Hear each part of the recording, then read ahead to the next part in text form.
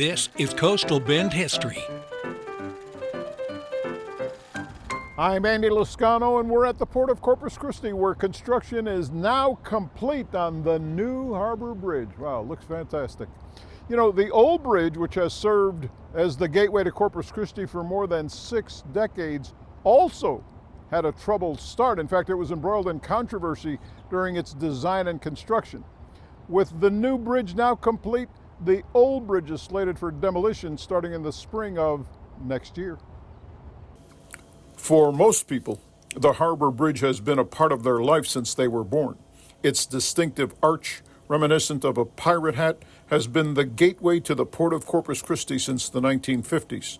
The original project was discussed in the early part of that decade and met much controversy. One large group wanted a toll-for-use tunnel under the ship channel. Debates became so heated that then Mayor Albert Lichtenstein resigned in protest in 1953. But the fighting only ended when the state announced it would not pay for a tunnel, but would pay the entire cost of a high bridge. When construction began in 1956, the Harbor Bridge was the largest project in the history of the Texas Highway Department. The construction cost was to be just over $9 million, but after land acquisition, the sticker price more than doubled.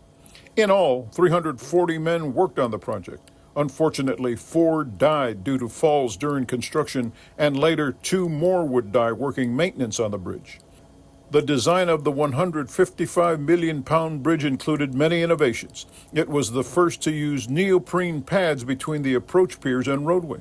That softened the ride for drivers. It was also the first project to use pre-stressed and reinforced concrete. The construction forever altered the northern part of the city, isolating the Hillcrest and Washington Coles neighborhoods and bypassing North Beach altogether. But the new bridge did allow the Port of Corpus Christi to widen to 400 feet, and for the first time since 1926, offered an uninterrupted drive into and out of town. Before the harbor bridge, drivers had to cross a lift bridge that could be raised up as many as 30 times a day to allow boats into the port.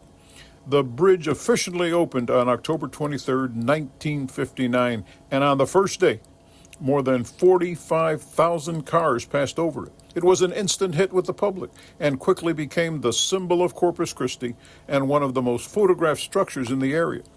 But keeping the bridge beautiful and viable has been challenging. The steel bridge had to be painted. Initially, crews hand-painted it with brushes. Then in April of 1960, crews set out to paint it again. Over the course of 2 years, they learned spray guns were the best way to reach every part of the bridge. It took 15,000 gallons of paint to cover the structure. And over the 60-plus years the bridge has been in service, painting costs alone have exceeded the original cost to build the bridge.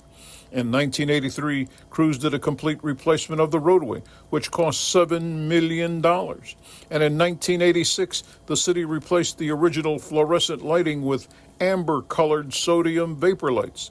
And in 2010, those were traded out for LED lighting, which had to be removed in 2021 after the mounting brackets began to rust. Tell you what, if you'd like to learn more about the harbor bridge, the old harbor bridge and its history, you can scan the QR code you see on your screen, or as always, just head to our website, christv.com, click on the Coastal Bend History tab, and you'll see this story and every story we've done on Coastal Bend history. Until next time, I'm Andy Lascano.